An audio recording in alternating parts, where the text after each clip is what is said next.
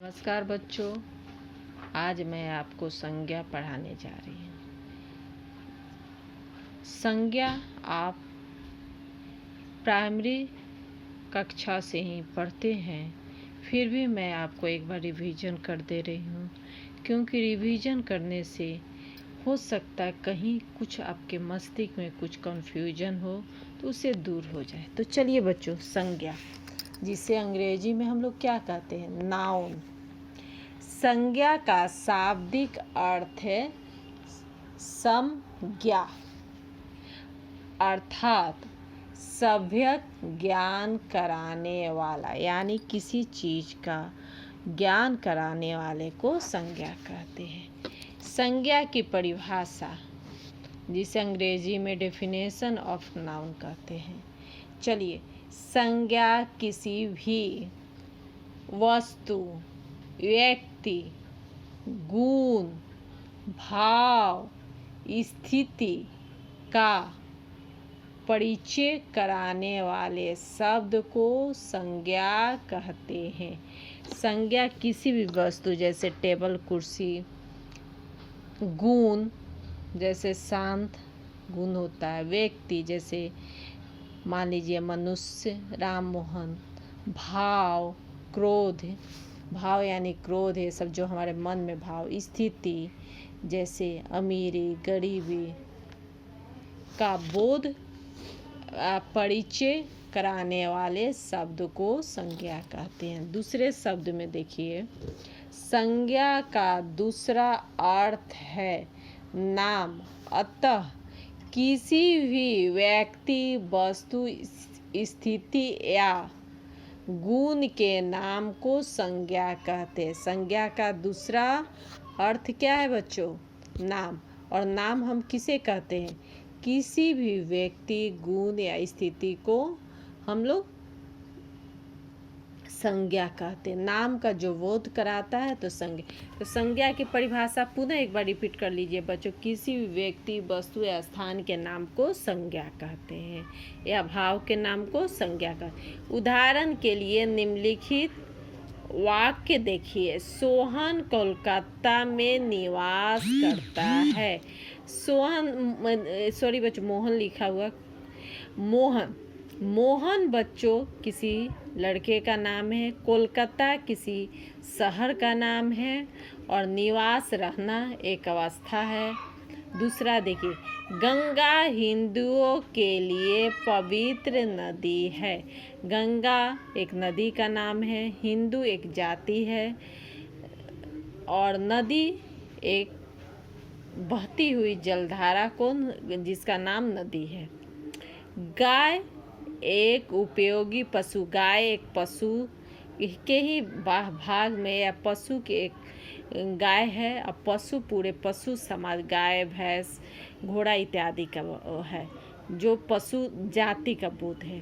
बुढ़ापा दुखों का घर है। बुढ़ापा एक अवस्था है शरीर का, जैसे बाल्य अवस्था, यौवनावस्था, वैसे ही बुढ़ापा होता है। यौवन, बाल्य, शैशव, वैसे ही बुढ़ापा होता है।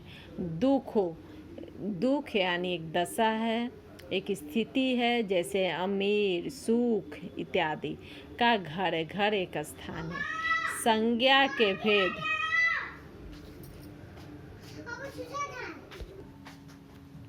संज्ञा के 3 भेद माने जाते हैं। पहला है व्यक्तिवाचक संज्ञा, जिसे अंग्रेजी में बच्चों इसे हम क्या कहते हैं? Proper noun. जो शब्द किसी विशेष या खास व्यक्ति, विशेष वस्तु, विशेष स्थान या विशेष प्राणी के नाम का बोध हो। जिस व्यक्तिवाचक संज्ञा, जो शब्द किसी विशेष व्यक्ति, विशेष वस्तु, विशेष स्थान या विशेष प्राणी के नाम का बोध हो, उसे हम व्यक्तिवाचक संज्ञा कहते हैं। अब आके देखिए, जैसे सीता। सीता कहने से मान लीजिए कि 10 लड़कियां बैठी हो, तो सीता कहने से उसी सीता का बोध होगा। दिल्ली शहर, एक दिल्ली नाम है, असम राज्य है, अमेरिका एक देश है, कुरान धार्मिक ग्रंथ है, गंगा नदी है इत्यादि। जातिवाचक संज्ञा। बच्चों एक बात मैं आपको बता देना चाहती हूँ कि पहले आप लोग निचली कक्षा में हो सकता है पढ़े होंगे संज्ञा के 5 भेद, लेकिन अभी व्याकरण ने संज्ञा के 3 भेद माने हैं। तो 5 भेद जो पहले था व्यक्तिवाचक, जातिवाचक, द्रव्यवाचक, समूहवाचक और भाववाचक, लेकिन अब द्रव्यवाचक और समूहवाचक को भी जातिवाचक में शामिल कर दिया गया है और संज्ञा के 3 ही भेद स्वीकार किए गए हैं। तो अब आपको जातिवाचक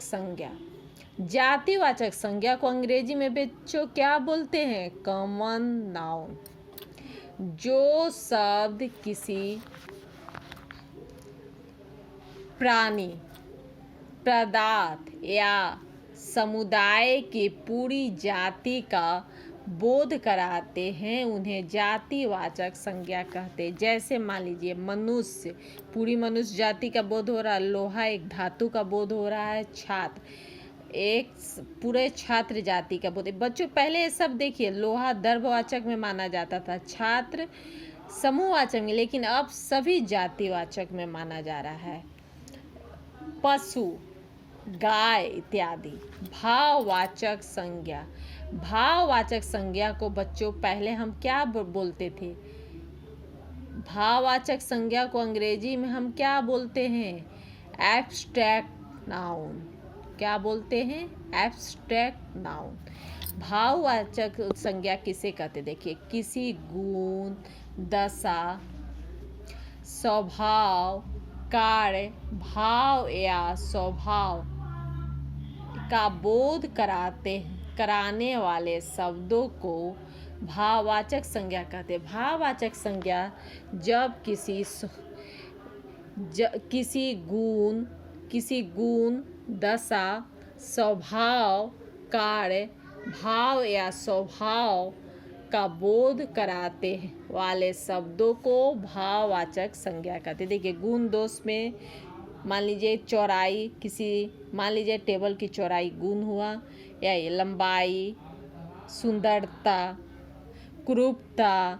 दशा देखिए बुढ़ापा, यौवन, प्यास। भाव में आशा, स्वार्थ, क्रोध। और कार्य में सहायता, प्रशंसा। तो बच्चों आप लोग को संज्ञा एक बार रिपीट, किसी व्यक्ति, वस्तु या स्थान के नाम को संज्ञा कहते हैं। संज्ञा के 3 भेद होते हैं, व्यक्तिवाचक संज्ञा, जातिवाचक संज्ञा और भाववाचक संज्ञा। व्यक्तिवाचक किसी विशेष व्यक्ति के बोध कराता है, जैसे राम, मोहन, हिमालय पर्वत। जातिवाचक संज्ञा किसी समूह या जाति का बोध कराता है और भाववाचक संज्ञा किसी वस्तु के भाव, दशा, कार्य, स्वभाव का पता लगाता है, उसे भाववाचक संज्ञा का। तो बच्चों मैं अपनी वाणी को विराम देती हूँ। हाँ बच्चों, एक आपसे निवेदन है कि आप मेरे YouTube को सब्सक्राइब कर लीजिए कि यह आपके किताब के तरह हमेशा आपको सहायता करता रहेगा। धन्यवाद।